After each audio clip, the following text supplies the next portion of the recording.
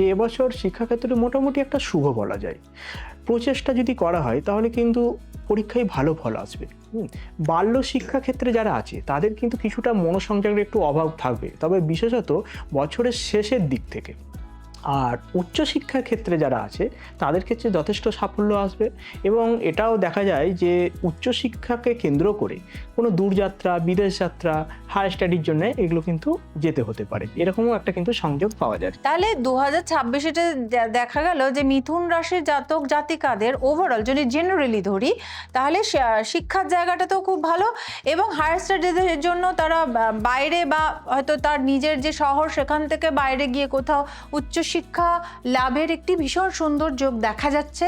অনেকে চাইতো যে আমি অমুক জায়গায় চান্স পেয়ে পড়তে যাব, তো সেই জায়গাটা একটু আবারও আমরা যেটা দেখছি যে ওভারঅলটা প্রত্যেকটা রাশিরই মনোসংযোগের জায়গাটা একটুখানি কোথাও ডিস্টারবেন্স আছে, তো সেটা আমরা তো নিজেরাই নিয়ন্ত্রণ করতে পারি, সেটা নিয়ে অসুবিধা হওয়ার কথা নয়। এবার